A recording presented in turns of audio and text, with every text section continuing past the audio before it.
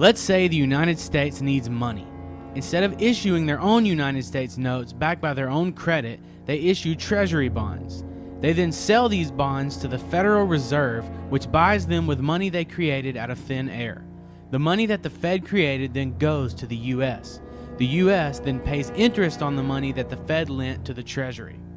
So to clarify, the Fed creates money from nothing, loans that money to the U.S., and then charges interest on that money.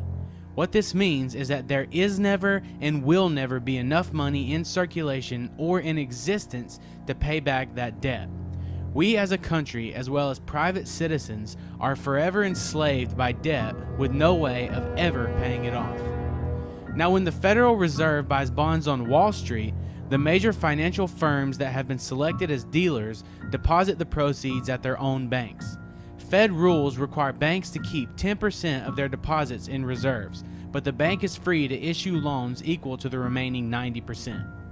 Let's say the Federal Reserve buys a $1,000 bond. After putting away 10% into their reserves, they are then able to loan out 90%, or $900. Since the original $1,000 is still on deposit, the $900 in loan proceeds is more new money, money created out of nothing. A total of $1,900 of new money is now available in the economy. Now the person that took the $900 loan spends that money. The payee then deposits the $900 into their bank account, and once again, reserves and deposits increase. This process goes on until that original $1,000 bond, which was created from nothing, becomes $10,000, making this one full-fledged debt machine while also devaluing the dollar.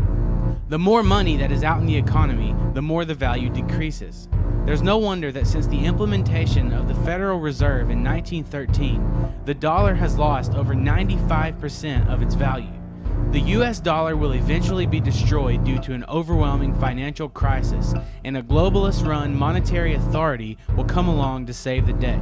And much like the Fed pretends that its goal is to prevent another Great Depression, the global currency will pledge to prevent another financial crisis, thus putting more power into the hands of a few and enslaving humanity that much more.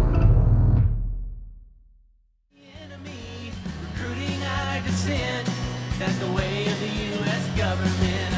Just like Benjamin Franklin said, if you sacrifice your liberty for security, then you're a patriot. Or something like that. We didn't know, we never will.